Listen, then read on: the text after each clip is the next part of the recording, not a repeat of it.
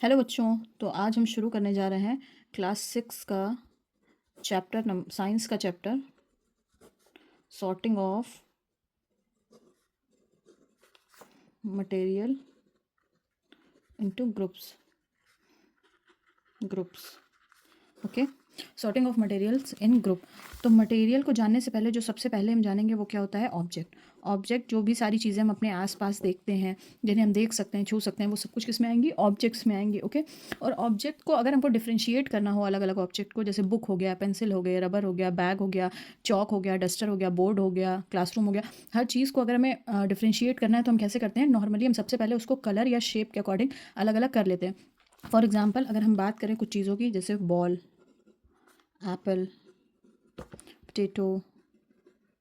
Okay, और क्या हो सकता है, बुक, पेंसिल, वॉल, बैग, और भी ऐसे बहुत सारी चीज़ें हो सकती हैं। ठीक है, तो इनको फर्स्ट ऑफ ऑल अगर हमें अलग अलग देखना है तो हम कैसे देखेंगे, कुछ चीज़ें हैं जो राउंड दिखेंगी, कुछ चीज़ें हैं जो स्क्वायर या रेक्टेंगल शेप में दिखती हैं। फॉर एग्जांपल अगर हमें सर्कल वाले राउंड शेप की चीज़ों को अलग करना है तो राउंड शेप में क्या आएगा, शेप के अकॉर्डिंग अगर हमें ऑब्जेक्ट को पहचानना है तो राउंड शेप क्या हो जाएगी, बॉल हो जाएगी। एप्पल भी कुछ कुछ ऊपर नीचे से चपटा होता है बट आएगा राउंड शेप में ही। पोटैटो हो जाएगा। ये सब किस में आ जाएंगे, राउंड शेप। और जो बुक है, पेंसिल है, वॉल है, बैग है, इन सब का शेप अलग होता है। मीन्स हम ऑब्जेक्ट को उनके शेप के अकॉर्डिंग आराम से डिफ्रेंशिएट कर लेते हैं और उन्हें पहचान लेते हैं।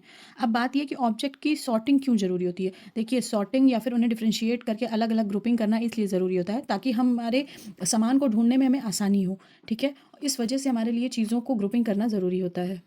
अब ऑब्जेक्ट का क्या है कि हर ऑब्जेक्ट का अपना एक अलग काम होता है। ठीक है, जैसे फॉर एग्जांपल हम लंच बॉक्स में लंच लेके जाते हैं और पीने वाली जो बॉटल होती है प्लास्टिक की, उसमें पानी लेके जाते हैं। हम ऐसा नहीं कर सकते कि रोटी सब्जी हम बॉटल में ले जाएं और लंच बॉक्स में पानी लेके जाएं, ऐसा तो नहीं हो सकता ना। हम हमेशा हर ऑब्जेक्ट का जो अपना यूज़ है उसके अकॉर्डिंग हम उसे यूज़ करते हैं। ठीक है, तो कभी कभी हम ऑब्जेक्ट्स को उनके यूजेस के अकॉर्डिंग भी डिफ्रेंशिएट करते हैं या सॉर्ट करते हैं।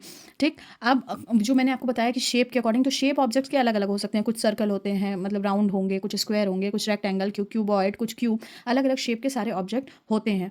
अगर हम बात करते हैं जैसे फूड हो गया आपका, और जो भी यूटेंसिल्स, कुकिंग यूटेंसिल्स होते हैं, कुकिंग यूटेंसिल्स हो गए, ये सब क्या है, ऑब्जेक्ट हो गए। और वो, और इसके अलावा बुक्स हो गई।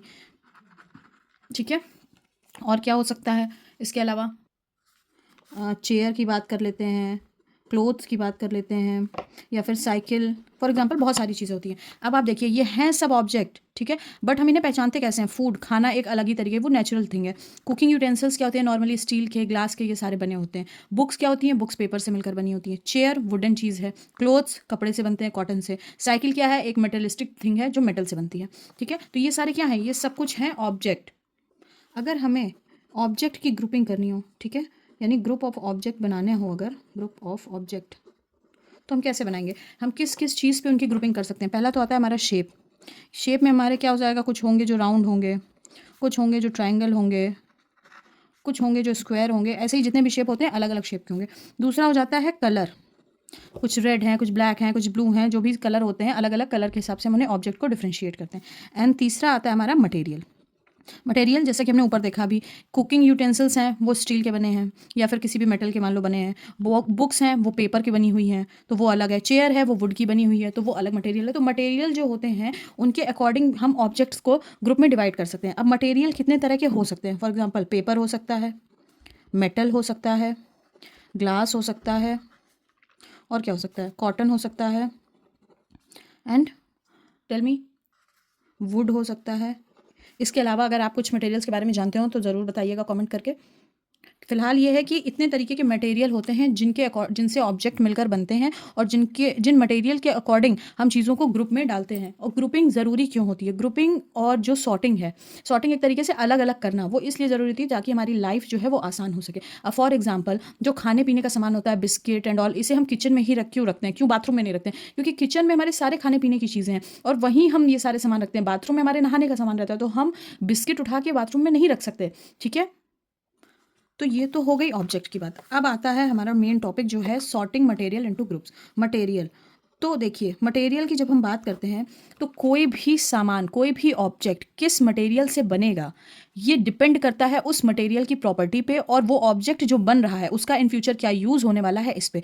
फॉर एग्जांपल, अगर हम प्लास्टिक या स्टील से ग्लास या ग्लास टम्बलर बनाते हैं तो वो पानी को होल्ड करता है, क्योंकि उसमें आगे क्या करना है, हमें पानी रखना है, जूस रखना है, सारी लिक्विड चीज़ें रखनी है। बट इन केस हम उसे क्लोथ मतलब पेपर या कॉटन से बनाते हैं तो क्या होगा, वो सारा का सारा पानी नीचे लीक कर जाएगा। तो जो भी ऑब्जेक्ट्स बनते हैं वो मेनली इस बात पे डिपेंड करते हैं कि उनमें यूज़ होने वाला जो मटेरियल है वो उसकी प्रॉपर्टी क्या है, मीन्स उसकी अपनी क्या प्रॉपर्टी है उस मटेरियल की, और प्लस वो जो ऑब्जेक्ट बन रहा है इन फ्यूचर उसका क्या यूज़ है। तो यही जो मटेरियल की प्रॉपर्टीज़ है, इसे हम इस चैप्टर में पढ़ेंगे और उसके अकॉर्डिंग हम ग्रुप्स में मटेरियल को सॉर्ट करना सीखेंगे। ठीक है, तो फिर मिलते हैं आपसे नेक्स्ट वीडियो में।